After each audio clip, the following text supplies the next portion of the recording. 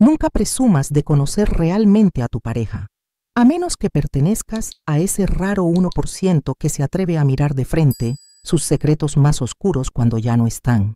La noche que murió Javier, no lloré desconsoladamente como suelen hacer las viudas modelo de Madrid. Tras 32 años soportando su aburrimiento, la verdad es que sentí más alivio que dolor. Javier era el típico hombre que cada mañana hacía la misma ruta caminando y cada noche se pegaba al televisor para ver el fútbol y refunfuñar sobre política. Una vida tan tranquila que rozaba el tedio. Mis hijos, Carlos y Lucía, lloraban a mares junto al ataúd. Pero yo solo deseaba que el papeleo en el tanatorio de San Isidro terminara rápido para volver a casa y organizar los armarios. Pero entonces, una llamada a las 11 de la noche rompió esa falsa paz. El director del tanatorio llamó con voz temblorosa. «Doña Elena, tiene que venir aquí inmediatamente. Hemos encontrado algo en el bolsillo de la chaqueta de don Javier. Y por favor, no se lo diga a sus hijos bajo ningún concepto, o su vida correrá peligro. Prestad mucha atención y no adelantéis el relato, porque solo los de mente más aguda notarán las pistas sobre el traidor que ya aparecen en estos primeros minutos». Conduciendo mi viejo coche por las calles desiertas de Madrid a medianoche, mi mente era un caos de irritación y curiosidad. ¿Por qué Ricardo, un hombre con más de 30 años en el negocio funerario, famoso por su frialdad con los cadáveres, sonaba tan aterrorizado? ¿Acaso Javier había resucitado? ¿Un error con el seguro? Si era un tema de dinero, juro que les iba a poner una demanda. Al llegar, Ricardo me esperaba en la puerta del garaje, con un cigarrillo temblando en su mano. Ya no me llamaba doña Elena con esa formalidad de siempre. Miró a los lados nervioso y me metió rápidamente en su despacho privado, sin llevarme a la sala fría donde estaba Javier. Aquello era muy raro. «Elena, gracias por venir tan rápido». Ricardo cerró la puerta con llave y bajó las persianas. Sobre su escritorio de roble había una bolsa de plástico transparente con las cosas de Javier, su reloj viejo, las llaves de casa y algo que yo nunca había visto. Cuando le cambiábamos la ropa a Javier para el velatorio de mañana, mi empleado notó una costura extraña en el forro de la chaqueta vieja que solía ponerse los domingos, susurró Ricardo. Empujó la bolsa hacia mí. Dentro del forro estaba esto. Era un documento de identidad. La foto era claramente de mi Javier, pero unos 10 años más joven, con una mirada gélida, nada que ver con el hombre que se quedaba dormido frente a la tele. Pero el nombre no era Javier Rodríguez, ponía Capitán Mateo Velázquez, Centro Nacional de Inteligencia, CNI. Y lo peor, la fecha de expedición era de 1995. Me quedé helada. En 1995 llevábamos ya 3 años casados. Por aquel entonces, Javier me dijo que trabajaba de estadístico en una empresa de importación de conservas de pescado. ¿Qué demonios es esto?, pregunté, sintiendo que me faltaba el aire. Ricardo, ¿es una broma? ¿Un juguete que se encontró por ahí? No es un juguete, Elena. Ricardo se acercó, sudando. Yo estuve en el ejército. Este sello, esta tinta, el chip integrado, es auténtico. Y si Javier era Mateo, usted tiene un problema muy gordo. Cuando gente así muere, sus expedientes nunca se cierran tan fácilmente. Salí del tanatorio con las piernas de trapo. Era absurdo. Javier, el hombre cuya mayor alegría era encontrar ofertas en el supermercado y quejarse si la paella estaba salada, ese hombre que no se atrevía a levantarle la voz a los vecinos, ¿era un espía? De camino a casa, las piezas del pasado empezaron a encajar en mi cabeza. Javier era un hombre de hábitos. Siempre revisaba la cerradura 3 veces antes de dormir. Nunca me dejaba limpiar su pequeño y desordenado despacho. Siempre insistía en recoger él mismo el correo. Durante 30 años pensé que eran manías de viejo, pero ahora, bajo las farolas amarillentas de Madrid, me di cuenta con un escalofrío. No eran manías, era entrenamiento, era vigilancia. Había dormido con un extraño durante 32 años. Al llegar a casa, El silencio era sepulcral. Carlos y Lucía se habían ido a sus casas, agotados de tanto llorar. Mejor, necesitaba espacio. Me fui directa al santuario de Javier, ese despacho que me prohibía tocar por miedo a perder papeles importantes. ¿Qué papeles importantes? Solo había facturas de la luz y periódicos viejos. Empecé a revolverlo todo. Ya no era la viuda doliente, era una mujer engañada buscando respuestas. Tiré los libros, rajé el forro de los cajones, iluminé cada rincón con una linterna. Casi todo era basura. Bolígrafos secos, clips oxidados, lotería no premiada. Javier era un Diógenes, pero recordé lo que dijo Ricardo. Dentro del forro, a Javier le gustaba esconder cosas a plena vista. Miré la estantería, donde tenía su colección de vinilos de música clásica que nunca escuchaba. Decía que eran recuerdo de su abuelo. Saqué la caja de los discos de Beethoven. Pesaba más de la cuenta. Al agitarla, sonó algo suelto dentro. No era un disco. Dentro de la carátula había una caja metálica fina, pegada con cinta americana. Con manos temblorosas corté la cinta con un cúter. La caja se abrió. No había dinero ni joyas. Solo un teléfono móvil tipo ladrillo antiguo y apagado, un USB negro y un taco de fotos en blanco y negro amarillentas. Cogí las fotos. El corazón me dio un vuelco. En las fotos estaba Javier junto a hombres con uniformes de alto rango.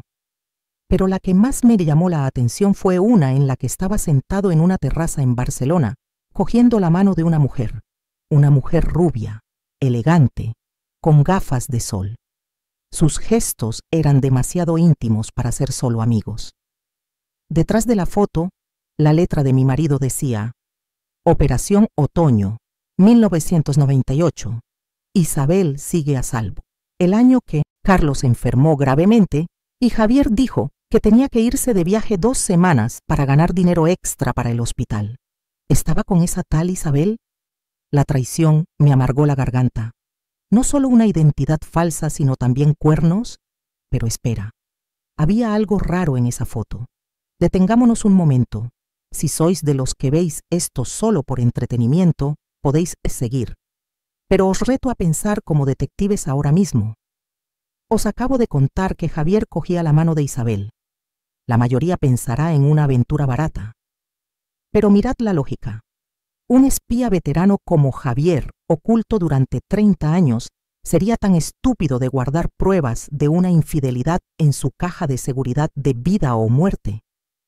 Solo los más observadores, los que cuestionan lo evidente, se darán cuenta. Esa foto no es un recuerdo de amor, es una prueba, o un seguro de vida. Si sois lo bastante listos para no dejaros llevar por las emociones, dadle al botón de suscribirse ahora, porque apuesto a que el 90% fallaréis sobre quién es realmente la rubia en los próximos 5 minutos. Dejad un comentario diciendo lo sé si habéis visto la incongruencia. Respiré hondo, tragándome la rabia para mirar mejor la foto. Los dedos de Javier no solo la acariciaban, le estaba pasando un papelito en la palma de la mano. Un intercambio de información, no una cita romántica. En ese instante, la pantalla del móvil ladrillo se encendió, sin sonido, solo vibrando fuertemente contra la madera, haciéndome saltar. Un mensaje. Protocolo Omega activado. Javier ha sido descubierto. Si estás leyendo esto, tienes la caja. No te fíes de nadie que llame a tu fijo. Quema la casa y huye. Ya van para allá. El mensaje era breve, pero demoledor. ¿Quiénes eran ellos? ¿Por qué tenía que quemar mi casa, la que llevaba 20 años pagando? El teléfono fijo del salón empezó a sonar. Ring, ring. El sonido de siempre ahora parecía un martillazo. ¿Sería Carlos, Lucía o ellos? Me quedé paralizada en el despacho, agarrando el móvil viejo, mirando la puerta. La 1 de la madrugada. Nadie llama a esa hora para dar buenas noticias. Salí despacio, pensando en desconectar el cable. Pero al tocar el enchufe, la voz de Javier resonó en mi cabeza. No la voz quejica de siempre, sino un tono grave y firme que a veces usaba en sueños. Conoce a tu enemigo antes de huir, Elena. Descolgué. ¿Diga? Mi voz se rompió. Silencio al otro lado. Solo una respiración fría. Luego, una voz de hombre, educada pero peligrosa. Buenas noches, doña Elena. Sentimos mucho la pérdida del capitán Velázquez, pero creo que usted tiene algo que no le pertenece. Tiene 15 minutos para entregar la caja plateada, o tendremos que hacer una visita a Carlos y Lucía. La sangre se me heló. Sabían los nombres de mis hijos. ¿Quién es usted?, grité. Un viejo amigo, respondió. Y Elena, no intente llamar a la policía. En Madrid, la policía nos obedece a nosotros. Tut, tut, tut. Bajé el brazo. El miedo desapareció, dando paso al instinto de madre. Se habían atrevido a amenazar a mis hijos. Esos desgraciados no sabían con quién se metían. Javier sería espía. Pero yo soy la mujer que ha lidiado sola con las reuniones de padres y los vendedores del mercado durante 30 años para proteger a esta familia. Si Javier me dejó este lío, seguro que me dejó un arma. Volví a la caja metálica. Levanté la espuma del fondo. Y tal como imaginaba, había algo frío y pesado, y un papel doblado. No era una pistola. Era un juego de llaves y la dirección de un almacén a las afueras de Barcelona. Cogí mi abrigo y metí todo en el bolso. Esta noche, la aburrida viuda Elena había muerto con su marido. Ahora solo quedaba una madre furiosa dispuesta a quemar a quien se acercara a sus hijos. Salí corriendo al coche, pero antes de arrancar, vi por el retrovisor un sedán negro con las luces apagadas entrando lentamente en mi callejuela. El juego había empezado. Mi viejo Seat Ibiza rugió cuando pisé el acelerador a fondo. En lugar de dar marcha atrás como haría una ama de casa asustada, di un volantazo a la izquierda, subiéndome a la acera y llevándome por delante los cubos de basura de la panadería. El plástico crujió bajo el coche. El sedán negro no esperaba que actuara como una loca. Dudaron unos segundos intentando dar la vuelta en la calle estrecha. Esa era mi única ventaja. Yo me conozco cada bache y cada dirección prohibida de Carabanchel, donde he vivido toda la vida. Ellos, fueran quienes fueran, solo tenían el GPS. Callejé a toda velocidad, con el corazón a 1000. Sudaba frío. Javier, viejo estúpido. Siempre te quejabas de mis roces en el coche, pero nunca me enseñaste a despistar a alguien que te persigue. Al llegar a la ME30 y mezclarme con los camiones nocturnos, me atreví a respirar. Me temblaban las manos. Lo primero eran mis hijos. Agarré mi móvil para llamar a Carlos, pero me detuve. La advertencia del hombre resonaba. No te fíes de nadie. Si Javier era del CNI, el móvil de su mujer sería lo primero que tendrían pinchado. Bajé la ventanilla. El aire frío me golpeó la cara. Sin dudarlo, lancé mi smartphone nuevo, regalo de cumpleaños de los niños, a la autopista. Se hizo añicos bajo las ruedas de un camión. Sentí pena por el dinero, pero también un alivio extraño. Ahora solo tenía el ladrillo de la caja secreta. Paré en una gasolinera solitaria a las afueras. Bajo las luces de neón, marqué el número de Lucía de memoria. Ella era más lista y tranquila que Carlos. «¿Mamá? Es la 1 de la mañana. ¿Te has vuelto loca?», contestó Lucía con voz dormida y borde. «Escúchame». Intenté poner mi voz más normal, esa que uso para regatear en la pescadería. «Ha habido un cortocircuito en casa, un incendio en el salón. Estoy fuera. Necesito que llames a Carlos, coged a su mujer y al niño e id todos a casa de la tía Marta en Toledo ahora mismo. No vayáis a mi casa, ni a las vuestras. Hay una fuga de gas en todo el barrio y la policía ha acordonado la zona». «¿Qué? ¿Estás bien? Voy a buscarte». Lucía se despertó de golpe. «No», grité, y al instante bajé la voz. «Estoy en una ambulancia. Me llevan a revisar los pulmones por el humo. Estoy bien, pero tienes que llevarte a Carlos ya. Prométemelo. Id a la casa de la tía Marta y no os mováis de allí hasta que yo os llame». No me llaméis al número de siempre. Se ha quemado. Colgué antes de que pudiera preguntar más. Mentir es una habilidad de supervivencia, y esta noche descubrí que se me daba aterradoramente bien. Quizás vivir con Javier 32 años hizo que el hábito de ocultar cosas se me pegara sin darme cuenta. La tía Marta es una prima lejana que vive en una granja perdida, odia la tecnología y no tiene internet. Es el lugar más seguro que se me ocurrió. Con los chicos a salvo, revisé las cosas del bolso, el USB, las llaves y las fotos. Miré la foto de Javier cogiendo la mano de la rubia, Isabel. Detrás, bajo la fecha de 1998, había un número de teléfono borroso escrito a lápiz. Dudé, llamar o no. Si era su amante, ¿qué me diría? ¿Llantos falsos? O peor, ¿y si ella era parte de la trampa? Pero no tenía opción. Necesitaba aliados, o al menos información. Marqué el número en el Nokia. 2 tonos. Protocolo fallido. ¿Quién tiene este teléfono? Preguntó una voz de mujer, fría y cortante, sin rastro de sueño a pesar de la hora. Soy Elena, la mujer de Javier, o Mateo, o como demonios le llaméis vosotros. Respondí, con voz temblorosa pero furiosa. Silencio al otro lado. Elena, le dije a Mateo que nunca te metiera en esto. Era un cabezota. ¿Eres Isabel? Sí. ¿Eras la amante de mi marido? Pregunté directa, con los celos surgiendo a pesar del peligro de muerte. Fui su superior directa durante 15 años, dijo Isabel con ironía. Y si piensas en celos absurdos, olvídalo. Tu marido te amaba hasta la locura. Esa era su debilidad mortal. Rompió las reglas para dejarte esa caja. Me quedé atónita. ¿Y ahora qué hago? Hay gente persiguiéndome a mí y a mis hijos. Escucha bien, Elena. Los que te persiguen no son delincuentes comunes. Son un equipo de limpieza interno. Creen que Mateo guardó pruebas de los fondos reservados de la organización. Tienes la llave de un almacén en Barcelona, ¿verdad? Sí. No vayas, dijo Isabel rápido. Es una trampa. Mateo puso ese almacén como señuelo. Si vas, te matarán. Él siempre tenía un plan B que ni yo conocía, pero sé cómo pensaba.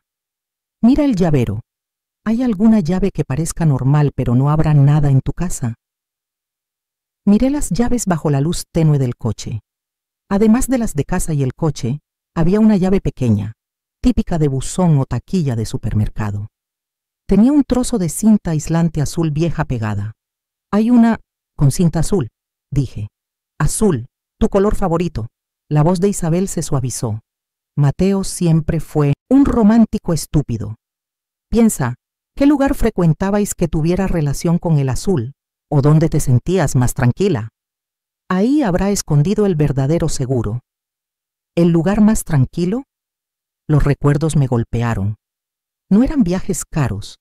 Eran los domingos, cuando Javier se hartaba del fútbol y me llevaba un snack a una vieja lavandería automática en las afueras, donde esperábamos a que se lavaran los edredones tomando café de máquina malo. Siempre se peleaba por meter la moneda en la taquilla 32, el número de años que llevábamos casados. Yo siempre me reía de él por tacaño, por no querer comprar una secadora en casa. Lavandería azul. Susurré. En Vallecas. Ve allí ahora mismo. Te veré en 30 minutos. Y Elena, deshazte del coche. Cambia de vehículo ya. Tut, tut. Miré mi viejo Seat Ibiza. Había estado conmigo en las recogidas del colegio, en el supermercado. Pero Isabel tenía razón. Era una diana con ruedas. Metí el coche en el túnel de lavado de la gasolinera, dejé las llaves puestas y las puertas abiertas. Salí andando a la carretera principal y paré un taxi que iba en dirección contraria hacia el centro. ¿A dónde, señora?, preguntó el taxista. Vallecas, dije, mirando por el retrovisor. Y por favor, dé un rodeo, no tengo prisa. En el asiento de atrás, apreté la llave pequeña hasta hacerme daño. Javier, has convertido mi vida aburrida en una película de acción de serie B. Pero si crees que me voy a encoger de miedo, estás muy equivocado. Soy Elena Rodríguez, la mujer capaz de regatear el precio de las verduras a la mitad. También puedo negociar con estos bastardos para recuperar la paz de mi familia.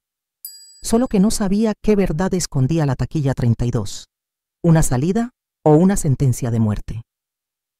El taxi me dejó en la esquina de la avenida de la Albufera, en Vallecas. Pagué con mi último billete de 20 euros, sin esperar el cambio, y me subí el cuello del abrigo. Vallecas de noche tiene una belleza cruda y cansada, muy distinta al brillo del centro de Madrid. Bloques de pisos viejos, ropa tendida en los balcones, bares cerrando tarde con olor a cerveza y tabaco. Aquí es donde Javier, o Mateo, se sentía más cómodo. Solía decir, aquí a nadie le importa quién eres mientras no des problemas. La lavandería azul estaba encajonada entre un bazar chino y un kebab. El letrero de neón tenía la Z fundida, parpadeando débilmente sobre la acera manchada. Dentro no había nadie, solo el zumbido de 2 secadoras industriales. El olor a lejía y suavizante barato de lavanda me golpeó, trayéndome recuerdos dolorosos. Recordé los domingos de lluvia, Javier y yo en ese banco de plástico duro, compartiendo un bocadillo de jamón frío. Él miraba la lavadora girar con la mente en blanco. Yo pensaba que le preocupaba la jubilación o el dolor de espalda. Ahora entiendo que eran los únicos momentos en los que no tenía que actuar, solo mirar la ropa, dar vueltas. La paz, falsa que yo le daba sin saberlo a un espía veterano. Fui directa a las taquillas naranjas del fondo. La 32 estaba abajo del todo, un sitio incómodo para agacharse pero muy discreto. Me sudaban las manos al meter la llave con la cinta azul. Respiré hondo, con el corazón a 1000. ¿Y si Isabel se equivocaba? ¿Y si solo estaba vacía? ¡Clac! La cerradura se abrió con un sonido seco. La puertecita metálica gimió. Dentro no había un maletín de cuero elegante tipo 007. Era una mochila de montaña vieja, marca Quechua, de esas baratas del Decathlon. Javier era el maestro del camuflaje, hacer todo tan normal que se volviera invisible. Saqué la mochila. Pesaba una barbaridad. La puse sobre la mesa de doblar ropa y abrí la cremallera. Lo primero que vi fueron fajos de billetes, no nuevos y precintados, sino billetes pequeños, de 20 y 50 euros, viejos, arrugados, atados con gomas de pelo de las mías. Javier había ido sacando dinero de los gastos diarios durante años sin que yo me enterara. Debajo del dinero había una pistola negra, helada al tacto. Nunca había cogido un arma, su peso hizo que se me bajara la mano. La escondí rápido al fondo como si fuera una víbora. Y al final, lo más importante, una libreta Moleskine negra, de esas que Javier usaba para apuntar la compra. Abrí la primera página. Nada de códigos secretos ni coordenadas. Solo notas meticulosas. 12/01/2010. Comprar leche, huevos, tomates. Reunión con K en el Retiro. Pide subir un 15% por el envío del sur. 3/11/2015. Cumpleaños Lucía. Tarta de chocolate. Proyecto sombra filtrado. Mover fondo reservado a Suiza. Javier había mezclado mi vida familiar con secretos de Estado. Usaba los eventos de nuestra vida como marcadores temporales para sus operaciones oscuras. Sentí náuseas. Mi vida, el cumpleaños de mi hija, todo era una tapadera, una herramienta de memoria para él. No abras esa libreta aquí. La voz desde la puerta me hizo saltar. Me giré de golpe, metiendo la mano en la mochila para agarrar la pistola, aunque no sabía ni quitarle el seguro. Una mujer se apoyaba en el marco de la puerta. Chaqueta de cuero larga, vaqueros negros, botas planas. El pelo rubio de la foto ahora era corto y con canas, pero los ojos azules eran los mismos. Isabel. No venía sola. Fuera, vi un Volkswagen Golf gris con el motor en marcha. Tú eres Elena. Isabel entró, sus tacones resonando en el suelo. No sacó ningún arma, enseñó las manos vacías, pero sus ojos escanearon la mochila con una profesionalidad que daba miedo. Y tienes el legado de Mateo.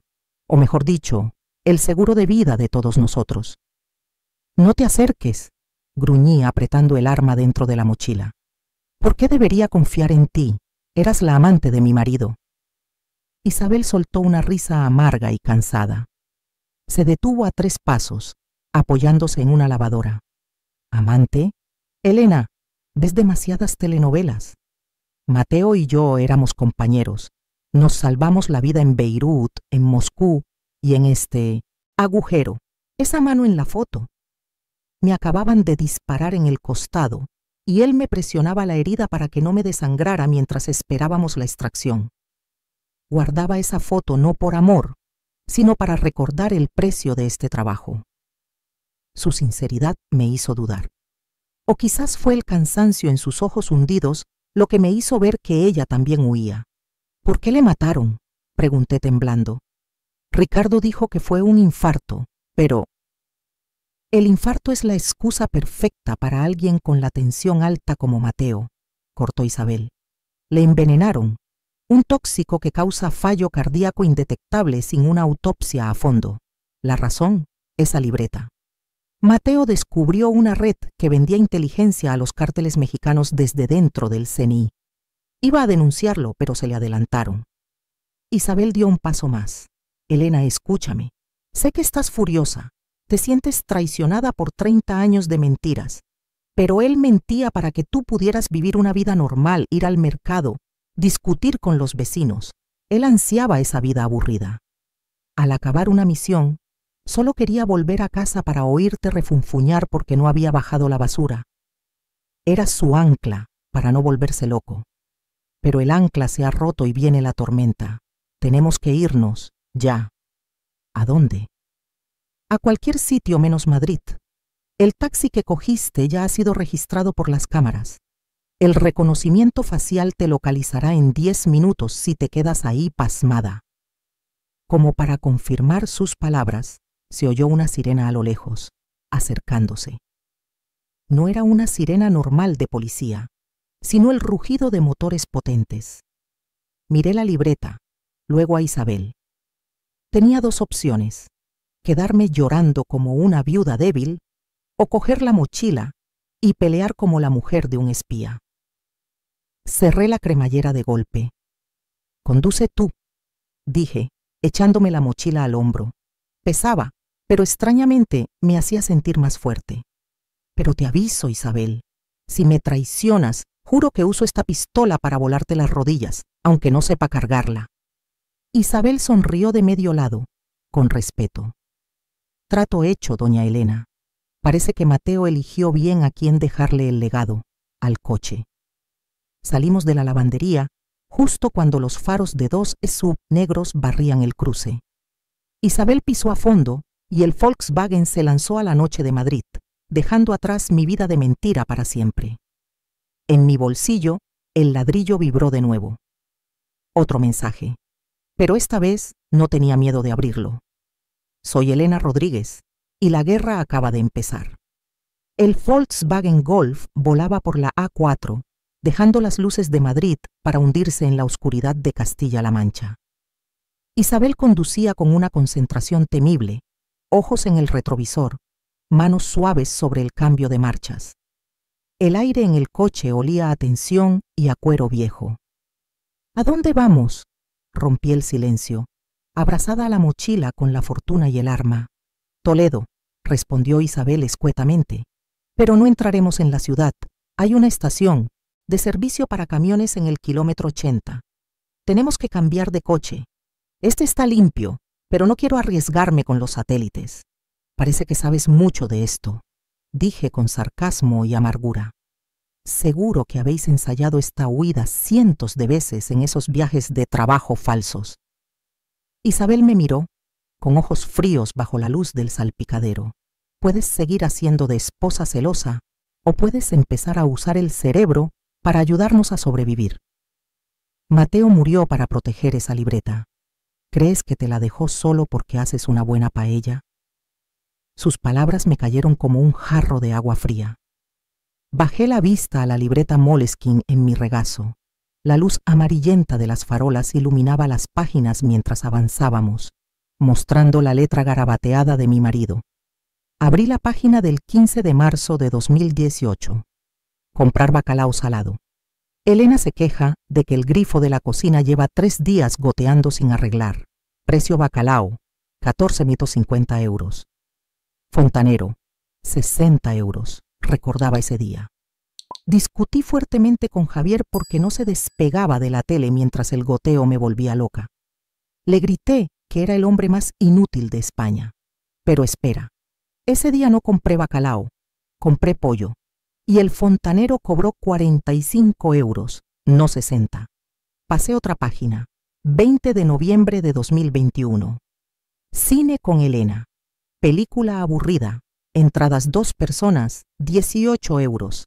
Palomitas, 12 euros. Elena perdió un pendiente del lado derecho. Cierto que perdí un pendiente, pero fue el izquierdo. Y no comimos palomitas porque Javier tenía una diabetes leve y evitaba el azúcar. Mi corazón se aceleró. Esto no era un diario, era un código. Y la clave para descifrarlo eran las verdades distorsionadas de nuestro matrimonio. Javier sabía que tengo una memoria prodigiosa para los gastos y las cosas de casa. Sabía que si leía esto, notaría los fallos al instante. Detengámonos aquí un momento. Si estáis viendo este video solo para pasar el rato, mejor no comentéis nada. Esta parte es para los que tienen pensamiento crítico. ¿Os dais cuenta de la crueldad y la astucia con la que Javier creó el código? Usó las quejas, los hábitos y la memoria de su mujer como algoritmo de seguridad. Pensadlo. Si vuestra pareja empezara a apuntar mal los detalles de la vida en común, sería demencia o un secreto oculto. No comentéis a menos que sepáis distinguir entre olvido y error deliberado. Escribid descifrado si entendéis lo que Javier estaba haciendo. Isabel, dije, temblando, pero segura. Estos números, las diferencias de precio, las fechas mal, forman unas coordenadas. ¿Te has dado cuenta? Isabel no se sorprendió. Mateo siempre presumía de que tenías mente de contable de la mafia, aunque solo la usaras para la lista de la compra. La diferencia del pescado es 14,50 menos el real. La diferencia del fontanero, calculé mentalmente. Los números bailaban. Llévame a una dirección. Calle Cervantes, 45, en algún sitio. Consuegra, completó Isabel. El pueblo de los Molinos de Viento. Allí estaba nuestro antiguo piso franco. Mateo compró una casa en ruinas a nombre de un pariente muerto hace 5 años. Entramos en la estación de servicio.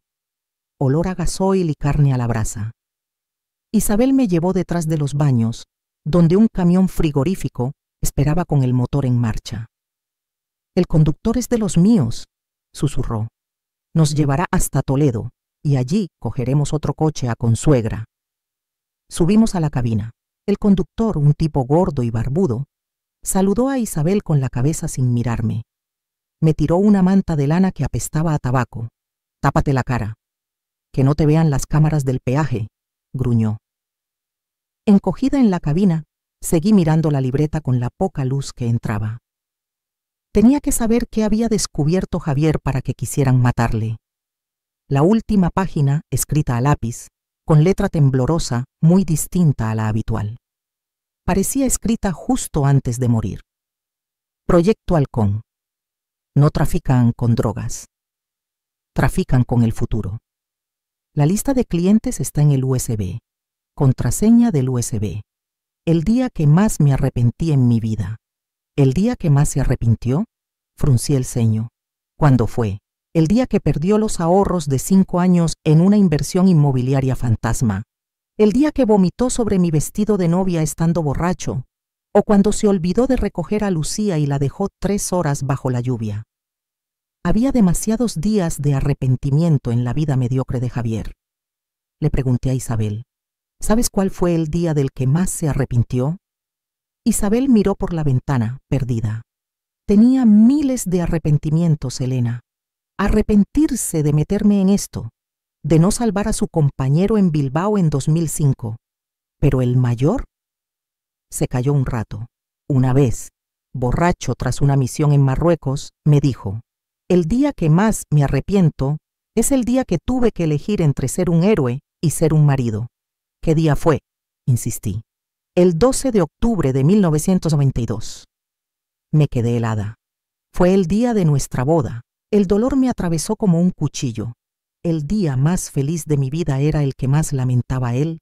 Se arrepentía de casarse conmigo, de atarse a esta vida aburrida. No le malinterpretes, dijo Isabel suavemente, leyéndome la mente. No se arrepentía por no quererte, sino porque sabía que, al ponerte el anillo, te ponía una diana en la espalda. Se arrepentía porque sabía que un día acabarías en un camión apestoso, huyendo de asesinos, solo por haberle querido. Se me saltaron las lágrimas. Le había reprochado durante años su dejadez, su pereza, su aburrimiento. No sabía que ese aburrimiento era el único muro que levantó para protegerme de su mundo cruel. Ya llegamos, dijo el conductor, interrumpiendo mis pensamientos. Hay un control delante. Policía del CNI. Están bloqueando la carretera. Miré al frente. A lo lejos, luces azules y rojas parpadeaban cortando la autovía vacía. Figuras, de negro con fusiles, revisaban cada coche. «¿Saben que vamos al sur?», dijo Isabel, sacando un subfusil MP5 de debajo del asiento. «Elena, tienes 30 segundos. ¿Quieres quedarte en el suelo rezando o quieres aprender a usar la pistola de tu mochila?» Miré la pistola negra en la mochila abierta. Pensé en Carlos y Lucía escondidos. Pensé en Javier, viviendo 30 años en la sombra para que yo viviera en la luz. Me sequé las lágrimas y saqué la pistola. Pesaba, estaba fría, pero encajaba extrañamente bien en mi mano. «Enséñame a quitar el seguro», dije, mirando al control policial. «Y Isabel, si salimos de esta, me tienes que enseñar a conducir como antes». Isabel sonrió, una sonrisa real por primera vez. «Trato hecho, compañera». El camión frenó, acercándose al control. Apreté el arma con el dedo en el gatillo. La ama de casa Elena murió en Madrid. Ahora, en tierra de Don Quijote, estaba lista para luchar contra molinos, aunque fueran monstruos de carne y hueso. La potente linterna del control nos cegó a través del parabrisas. El camionero, cuyo nombre aún no sabía, dio una última calada y me echó el humo a la cara. El olor me revolvió el estómago. «Quietas, no respiréis fuerte, yo me encargo», gruñó, bajando la ventanilla lo justo para pasar los papeles. Fuera, se oían las botas sobre el asfalto. Un oficial del CNI, con traje táctico negro, se acercó. No llevaba porra, sino la mano en el fusil. La gorra le tapaba la cara, pero sentía su mirada escrutando la cabina oscura. «¿Qué lleva?», preguntó con voz seca. «Pescado congelado». «Para Sevilla. Mi jefe me mata si se descongela antes del amanecer», respondió el conductor fingiendo cansancio y mal humor a la perfección. Le dio un albarán arrugado. El oficial cogió los papeles, los iluminó sin leerlos realmente. Miraba el hueco tras el asiento, donde Isabel y yo estábamos tiradas bajo la manta mugrienta. Aguanté la respiración, temiendo que el latido de mi corazón se oyera fuera. La pistola se me resbalaba por el sudor. Aún no había quitado el seguro. Isabel me enseñó la palanca, pero mis dedos no obedecían. «Abra la caja», ordenó el oficial, devolviendo los papeles, y la puerta del copiloto. «Oiga, jefe, esa puerta está atascada», intentó el conductor. Además, clac. El sonido de cargar el fusil cortó sus palabras. «Abra, ya». El tiempo se detuvo. Miré a Isabel. No estaba asustada. Sus ojos azules estaban muy abiertos, concentrados, agarrando el MP. «Sí». «¿Quién?», me asintió levemente. «Prepárate». La puerta del copiloto se abrió de un tirón. La luz nos inundó. El oficial vio el bulto de la manta. Antes de que pudiera gritar, Isabel actuó. Sin frases de película. Solo un disparo seco, amortiguado por el silenciador. El oficial cayó hacia atrás, la linterna rodó por el suelo.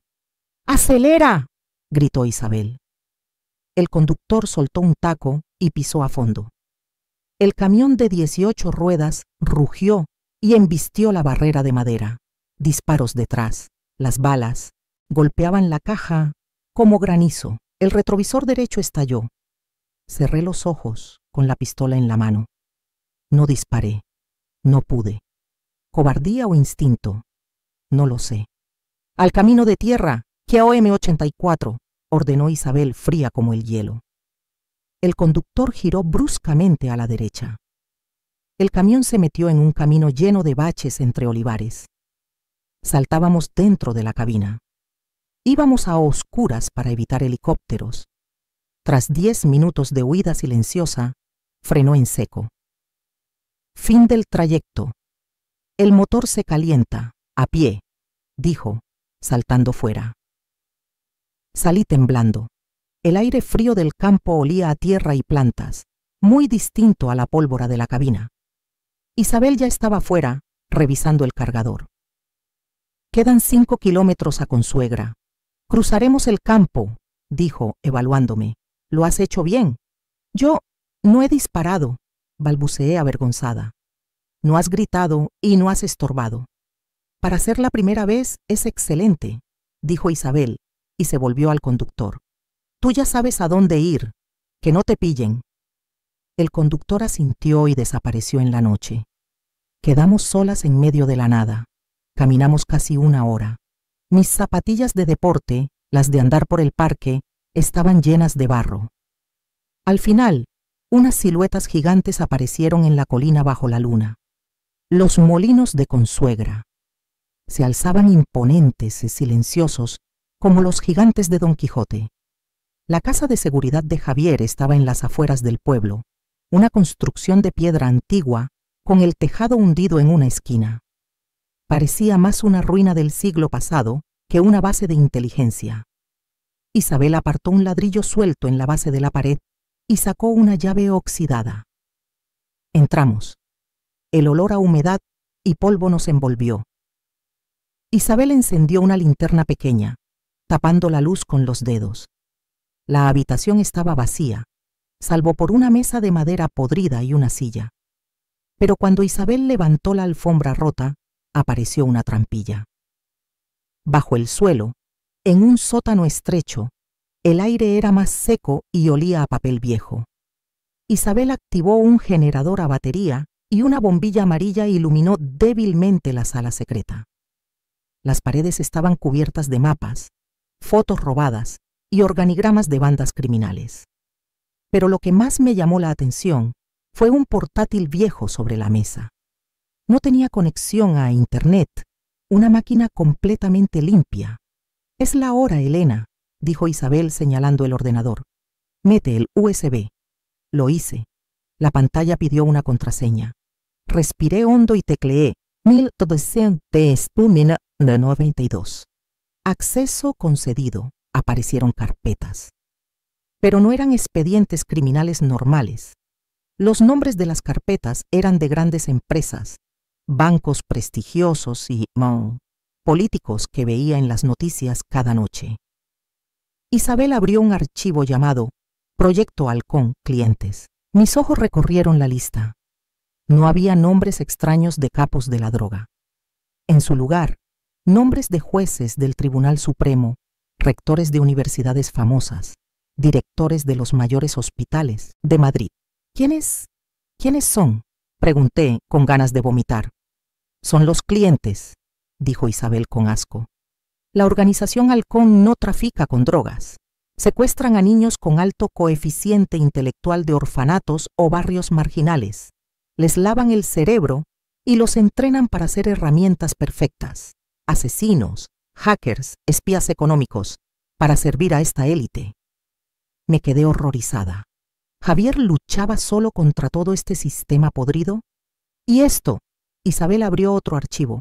La razón por la que Mateo no podía irse. En la pantalla apareció una foto robada desde lejos. Un niño de unos 10 años jugando en un columpio. pelo rizado, sonrisa radiante. Reconocí esa sonrisa. Era idéntica a la de Carlos de pequeño. Este niño, susurré, es el hijo de un testigo que Mateo no pudo salvar hace 15 años, explicó Isabel. Halcón se lo llevó. Mateo juró encontrarlo. Lo hizo, pero ya le habían lavado el cerebro completamente. Su nombre en clave es El Limpiador. Isabel me miró a los ojos, dudando antes de soltar la última bomba. Elena, el que te llamó amenazando anoche, el que nos persigue, es este niño. Mateo no fue capaz de matarlo por culpa, y ahora él viene a matar a la familia de su benefactor. Me dejé caer en la silla, sintiendo que el techo se me venía encima. Javier no solo me dejó una guerra, me dejó una tragedia moral.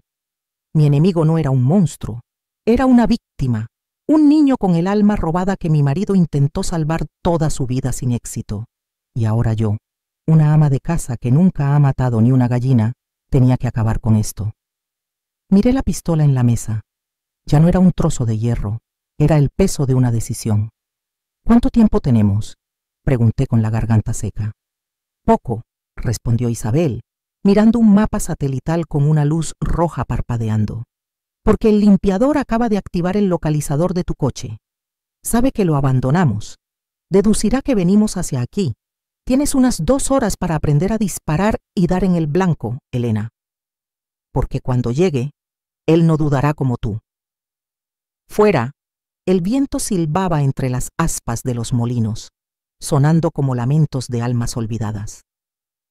La noche en Consuegra iba a ser muy larga. 2 horas. El tiempo que suelo tardar en hacer un guiso de lentejas con chorizo para la cena del domingo. En mi antigua vida, 2 horas pasaban entre el chup chup del fuego lento, el olor a laurel y el concurso de la tele. Pero aquí, en este sótano húmedo bajo los molinos, 2 horas eran la diferencia entre la vida y la muerte. Agárrala bien, no es un cucharón de sopa, me gritó Isabel. Me dio una patada en la pierna para que abriera más los pies. Baja el centro de gravedad, aprieta con las 2 manos. Si aflojas la muñeca, el retroceso te dará en la cara y te noquearás tú sola antes de que llegue él. Apreté la pistola. Estaba fría, pesaba y olía a aceite de máquinas, un olor que yo asociaba inocentemente a la ropa de Javier cuando volvía del almacén de conservas. Mis manos, expertas en amasar y coser, temblaban intentando dominar un instrumento de muerte. No puedo, bajé el arma, respirando fuerte. Isabel era un niño, es a quien Javier intentó salvar. ¿Cómo voy a disparar a alguien por quien mi marido sacrificó su carrera? Isabel se acercó, me quitó la pistola, le sacó el cargador y la montó en un segundo. Sus movimientos eran aterradoramente expertos. Javier intentó salvar su parte humana, dijo Isabel mirándome sin piedad. Pero esa parte murió hace 15 años. Lo que viene es una máquina programada. No te ve como una madre, te ve como objetivo número 1. Y si no aprietas el gatillo, pasará por encima de tu cadáver para ir a por Carlos y Lucía. Elige, tu conciencia o la vida de tus hijos.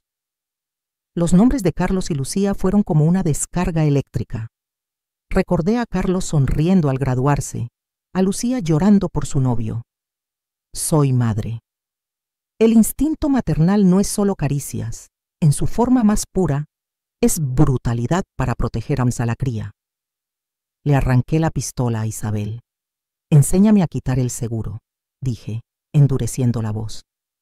En los siguientes 90 minutos, recibí un curso intensivo que debería durar semanas. Isabel me enseñó a apuntar, a exhalar al disparar, y lo más importante, dónde disparar para incapacitar rápido. Olvídate de la cabeza como en las películas, me dijo. Al pecho. Es el blanco más grande, difícil de fallar. A las 3 de la mañana, Isabel apagó casi todas las luces, dejando solo una bombilla tenue. El silencio fuera se volvió extraño. El viento paró. Ya está aquí, susurró Isabel, aunque no se oía ningún coche. ¿Cómo lo sabes? Porque los pájaros nocturnos han dejado de cantar. Isabel me indicó que me escondiera tras la mesa volcada frente a la puerta. Subió las escaleras, abrió un poco la trampilla para mirar y bajó, quitando la anilla de una granada aturdidora que ni sabía que estaba en la mochila de Javier. El plan era simple y arriesgado. Usar el terreno. La casa solo tenía una entrada al sótano. Si quería el USB, tenía que bajar. Pasos, muy ligeros. Si no estuviera tan alerta, pensaría que eran ratones. El crujido de botas militares sobre tejas rotas. No entraba por la puerta. Estaba en el tejado. ¡Clac! Un ruido en el viejo conducto de ventilación. ¡Al suelo!, gritó Isabel lanzándose sobre mí. Una granada de humo rodó por el conducto. ¡Bum! Una explosión sorda y humo blanco llenó la sala. Me picaban los ojos, me ahogaba. La trampilla se abrió de golpe. Una sombra bajó ágil como un gato. Isabel lanzó su granada hacia la escalera. Una explosión de luz y sonido sacudió el sótano. Me pitaron los oídos, todo se distorsionó. Entre el humo, vi a la sombra tambalearse pero no caer. Llevaba máscara de gas. Lo había previsto. Alzó su fusil hacia Isabel. ¡Bang! ¡Bang! Isabel disparó su MP5, pero estaba cegada por su propia granada. La vi caer, hacia atrás, agarrándose el hombro izquierdo, sangrando. La sombra avanzó, apuntando a la cabeza de Isabel. Era el limpiador. Delgado, no muy grande, pero irradiaba muerte. Yo estaba tras la mesa, a 3 metros. No me había visto, o pensaba que era una vieja inofensiva asustada. Vi a Javier en mi mente, no al dormilón, sino al hombre que vivió con culpa 15 años por no salvar a este chico. Él no pudo disparar. Eligió la piedad y lo pagó con su vida. Yo no soy Javier, soy Elena. No tengo la carga moral de un héroe. Solo tengo el miedo de una madre a perder a sus hijos. Me levanté de un salto, empuñando la Glock 19 con las 2 manos, piernas separadas como me enseñó Isabel. Grité. El limpiador se giró rápido. En el cristal de su máscara solo vi mi reflejo. Una mujer de mediana edad despeinada y sucia apuntándole. Él era más rápido. Empezó a girar su cañón hacia mí. El tiempo se estiró. Recordé a Isabel. Exhala. Aprieta. No des tirones. No apunté a la cabeza, apunté al pecho. ¡Bang! El primer tiro falló, dando en la pared y soltando chispas. El retroceso me entumeció la mano, pero no solté. Él ya me apuntaba. Su dedo apretaba el gatillo. ¡Bang! ¡Bang! Disparé 2 veces más presa del pánico, sin técnica, solo por sobrevivir. Una bala le dio en el hombro, haciéndole retroceder. La segunda le dio en el estómago, bajo el chaleco táctico. Se dobló, soltando el fusil. Me quedé paralizada, rodeada de humo y olor a pólvora. El pitido en mis oídos bajó, dejando oír los quejidos de mi enemigo. Isabel, sangrando, pateó el fusil lejos. Se lanzó y le arrancó la máscara de gas. Su cara me dejó helada. No era un monstruo, era un chico joven, de la edad de mi Carlos, guapo pero pálido, y con ojos vacíos. Sangre le salía por la boca. Me miró sin odio, solo con sorpresa absoluta. Quizás nunca imaginó que una ama de casa española acabaría con él. Javier, susurró con voz ronca. Él siempre dijo que eras muy peligrosa. Aquello fue un golpe en el pecho. Javier hablaba de mí con su enemigo. ¿Le contó sobre su aburrida esposa al niño que no pudo salvar? Isabel sacó un cuchillo para rematarlo, pero grité. ¡Para! ¿Estás loca? Iba a matarnos, gritó Isabel. Conocía a Javier. Sabe lo que Javier sabía. Me acerqué, apuntándole aún, pero con el dedo fuera del gatillo. Miré a los ojos al joven moribundo. ¿Por qué dices que Javier te dijo que yo era peligrosa? El chico joven tosió roncamente, con una sonrisa torcida en los labios. Porque Tú eras la única razón por la que él quería vivir. Y un hombre que quiere vivir es un hombre débil. Cerró los ojos, respirando con dificultad. No dejes que se muera. Me giré hacia Isabel. Si muere, perdemos el rastro de la organización Halcón. Es un testigo clave. No soy médico, Elena. Soy una asesina, gritó Isabel presionándose la herida del hombro. Tiré la pistola a la mesa y lancé junto al chico. Le rasgué la camisa para ver la herida. La bala en el estómago no había salido, pero sangraba mucho. En la cocina hay un botiquín. Trae alcohol, aguja e hilo, o lo que sea que pare la sangre. Le ordené a Isabel, con el mismo tono firme con el que mandaba a Carlos y Lucía a recoger su cuarto. Rápido. He criado a 2 hijos a base de mercromina y tiritas. No voy a dejar que este chaval se muera en mi suelo antes de saber la verdad. Isabel me miró atónita un segundo, asintió y corrió. Puse las manos sobre la herida del que intentó matarme. La sangre caliente se me escapaba entre los dedos. Esta noche había aprendido a disparar. Pero más importante aún, me di cuenta de que no luchaba solo por sobrevivir. Luchaba por recuperar lo que Javier perdió. Y este chico, quisiera o no, iba a ser mi próxima arma. Fuera, el amanecer empezaba a despuntar sobre los campos de La Mancha, tiñendo los molinos de rojo sangre. La vieja vida de Elena Rodríguez había terminado. La nueva, más cruel pero más real, acababa de empezar. El olor metálico de la sangre mezclado con alcohol barato creaba una atmósfera asfixiante en el sótano. Me temblaban las manos, no de miedo, sino de concentración. Sobre la mesa, el limpiador yacía inconsciente. Le eché medio frasco de aguardiente que Isabel encontró en un armario sobre la herida abierta. Era lo único que sabía hacer, copiado de las películas del oeste que Javier veía los viernes. ¿Qué demonios haces?, siseó Isabel apretando su propio hombro con un trapo viejo. Hilo dental, ¿vas a convertirlo en una muela empastada? ¡Cállate y sujeta bien la linterna!, le grité, enhebrando el hilo dental en una aguja gruesa de coser sacos. He remendado los pantalones de 2 niños hiperactivos durante 20 años. La piel humana es solo otro tipo de tela. Mordí el labio y di la primera puntada. La sangre brotó. La sensación del metal atravesando la carne era horrible, más dura y resbaladiza que la tela vaquera. Pero no podía parar. Si paraba, se desangraba, y con él moría la única pista hacia Halcón. En ese silencio, roto solo por mi respiración y el clac de la aguja, vi lo absurdo de mi vida. Ayer me preocupaba que subiera el precio del aceite de oliva. Hoy, operaban a un sicario en un sótano vigilada por una espía herida.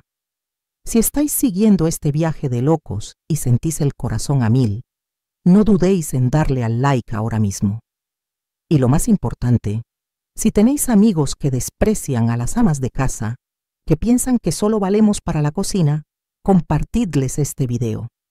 Que vean que, acorralada, una madre con aguja e hilo es más peligrosa que un sicario con fusil. Dejad un comentario si creéis que habríais mantenido la calma. Última puntada. Corté el hilo con las tijeras de cocina. La costura parecía un 100 pies, pero la hemorragia paró. Lo vendé con una camiseta limpia de la mochila de Javier. Se despierta, dijo Isabel, apuntándole a la cabeza con la mano buena. El chico abrió los ojos, desenfocados, hasta que me vio a mí, con la cara llena de barro. ¿Por qué?, preguntó con voz ronca y acento andaluz. Porque no soy una asesina, respondí, limpiándome las manos en mi abrigo caro destrozado. Y porque Javier pasó 15 años intentando salvarte. No quiero que su esfuerzo se vaya a la basura al final. Sonrió con dolor y desprecio. ¿Salvarme? Él era un traidor. Vendió a mi unidad a los rebeldes en Mali. Halcón me enseñó las pruebas, archivos, grabaciones, todo. ¿Te crees a los que te lavaron el cerebro?, saltó Isabel. Te llamas Leo, Leo García. Naciste en Cádiz. Tus padres murieron en un accidente provocado. Halcón te secuestró con 9 años. ¡Cállate!, gritó Leo, intentando incorporarse, pero el dolor lo tumbó. Sudaba a mares. No tengo nombre. Soy el número 4. Y Javier era el objetivo. Me acerqué a Leo, ignorando a Isabel. Saqué la foto del niño en el columpio. Mira, se la puse en la cara. ¿Qué traidor guarda esta foto 15 años? ¿Qué traidor escribe en su diario que el día que más se arrepiente es el día que no pudo salvarte? Javier no vendió a nadie. Intentó sacarte del campo de entrenamiento, pero le descubrieron. Tuvo que huir para proteger a los otros niños. Leo miró la foto fija. Sus ojos vacíos temblaron. En la foto, al niño le faltaba un diente de leche. Él pasó la lengua inconscientemente por su diente postizo. Halcón dijo que él mató a mis padres, susurró roto. Halcón miente, sentencié. Igual que el pescadero que te vende pescado congelado como fresco, solo que sus mentiras son mortales. Te convirtieron en un arma para proteger su poder, Leo. ¿Quieres morir como una herramienta o vivir como una persona? Leo cerró los ojos. Se notaba su lucha interna. Soltó un suspiro de resignación. No debiste salvarme, dijo bajito. No soy la única amenaza. Tengo un monitor cardíaco bajo la piel del brazo. Si mi corazón se para, o si no meto el código de seguridad cada 6 horas, se activa el protocolo limpieza total. ¿Qué es la limpieza total?, preguntó Isabel pálida. Leo me miró con algo de lástima por primera vez. Un equipo de asalto pesado, helicópteros, morteros. No vienen a por el USB, vienen a arrasar este pueblo, sin testigos, sin rastro. Miré el reloj. Habían pasado 5 horas y media. ¿Cuánto queda?, pregunté con un escalofrío. 30 minutos, dijo Jo. Dijo Leo, a menos que meta el código. Pues mételo. Isabel le puso la pistola en la sien. No tengo el transmisor, está en mi chaleco táctico, el que tirasteis allí. Corrí hacia el equipo de Leo. El chaleco pesaba 1 tonelada. Leo me guió hasta encontrar un dispositivo parecido a un móvil en el forro. ¿Cuál es la clave?, pregunté. La pantalla contaba atrás. 29 minutos. Leo calló. Me miró a mí, luego a Isabel. Si meto el código, sabrán que vivo y localizarán este punto exacto. El equipo vendrá igual, solo, que más despacio para capturarme y repararme. Si no lo meto, bombardean. Joder, maldijo Isabel. Muertos de todas formas. No, dije, mi cerebro funcionando como cuando cuadro las cuentas a fin de mes. Leo, puedes meter el código de objetivo eliminado. Leo se sorprendió. Sí, código 99. Pero pedirán confirmación visual del cadáver, advirtió. Miré el charco de sangre en el suelo y el cuchillo manchado.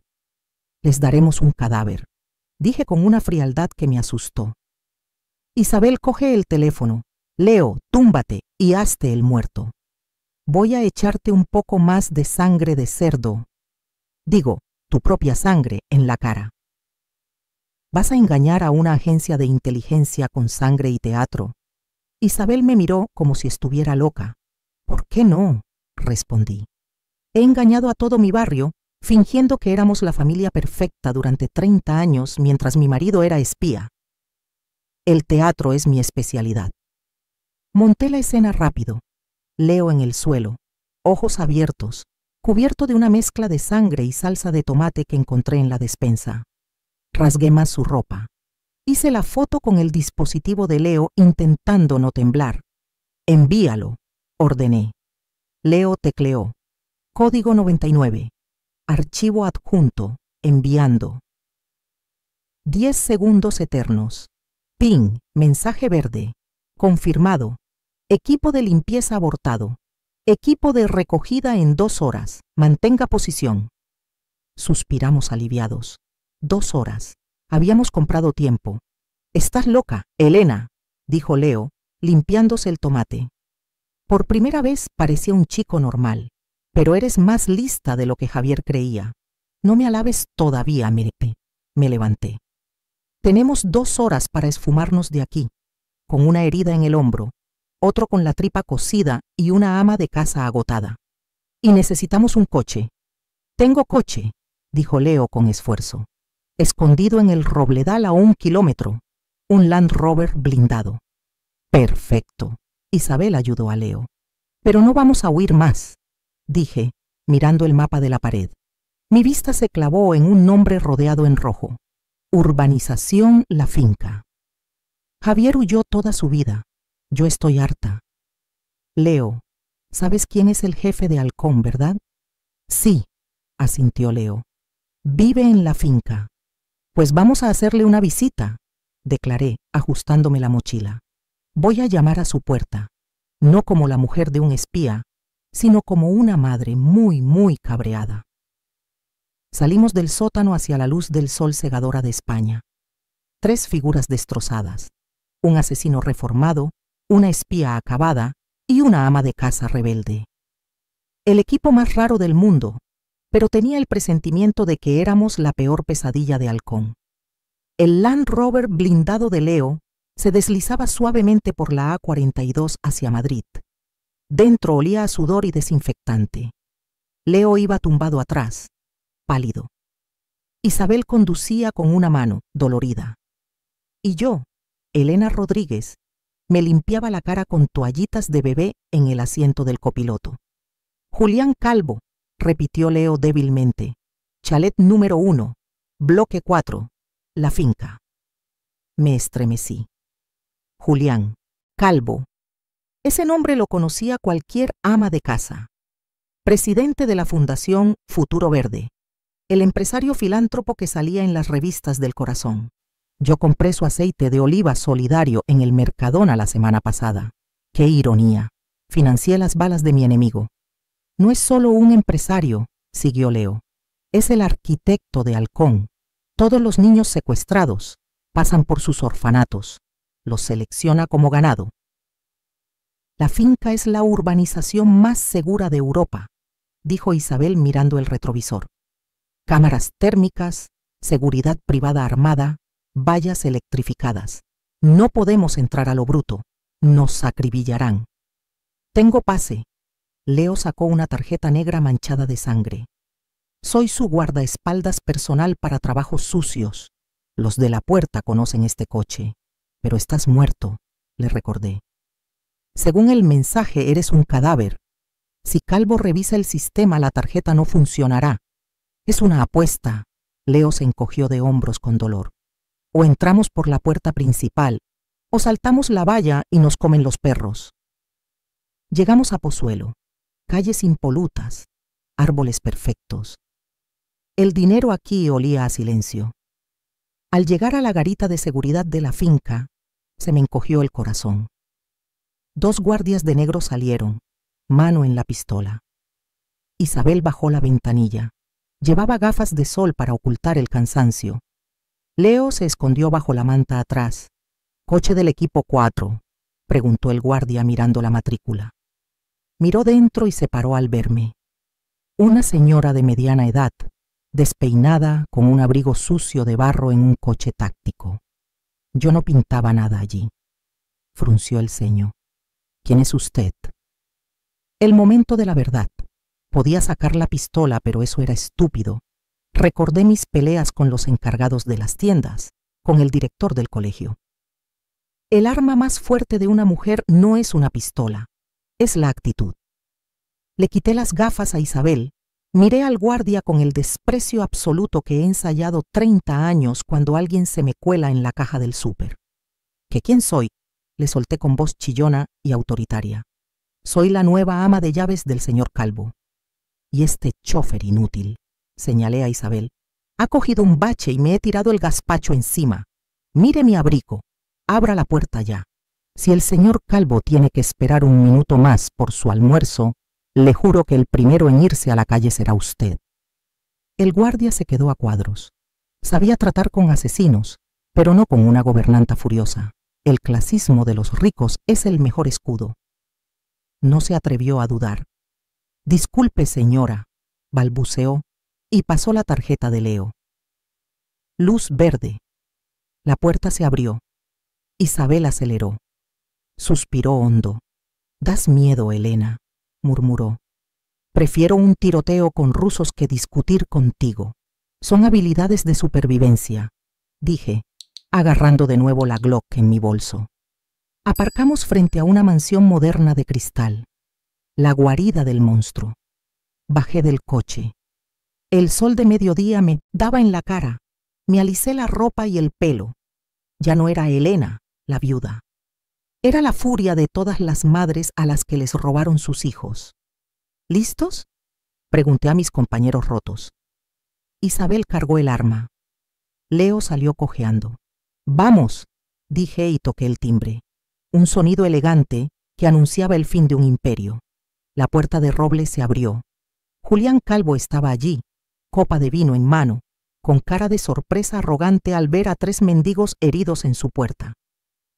Antes de que pudiera hablar o llamar a seguridad, hice algo que Javier nunca habría imaginado. Le crucé la cara de una bofetada al hombre más poderoso de España. No fue una bofetada de asesina, fue una bofetada de madre, por los niños robados, por los 15 años de oscuridad de Javier, por mi paz robada.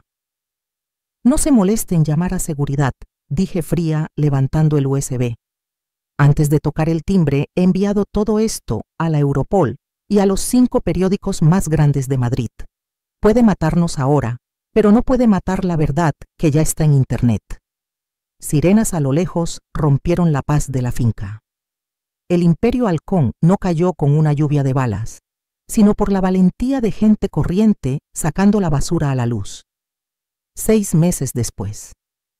Estoy en una cocina pequeña frente al Mediterráneo azul. Huele a ajo frito y mar. Carlos y Lucía ponen la mesa en la terraza, riéndose. No saben toda la verdad, solo que mamá denunció a unos malos y estamos en protección de testigos. Leo, que ahora ha recuperado su nombre real, Mateo, en honor a Javier, cuida el jardín de atrás. Sigue siendo callado, pero sus ojos ya no están muertos. Isabel viene a veces, ya no como jefa fría, sino como una vieja amiga para tomar café y criticarme a los hombres. Miro la foto de Javier en la repisa. Tenía razón, la paz no es gratis. Es un privilegio que se paga con sangre y sacrificio. Ya no soy la Elena inocente que se quejaba de los precios. Sigo yendo al mercado, sigo cocinando, pero ahora, bajo mi delantal, siempre llevo una Glock 19 cargada. Soy la guardiana de mi familia y estoy lista para quemar a cualquiera que intente apagar nuestro fuego. Gracias por contener la respiración siguiendo el viaje de esta ama de casa convertida en heroína a la fuerza. Mi historia acaba aquí, pero la vida está llena de secretos esperando ser destapados. Si esta historia os ha tocado el corazón, o simplemente os hace mirar a vuestra pareja con otros ojos, dejad un like y compartidlo con las mujeres fuertes de vuestra vida. No olvidéis suscribiros y activar la campanita para no perderos los próximos videos, donde exploraremos los rincones más oscuros de la vida real. Hasta la próxima.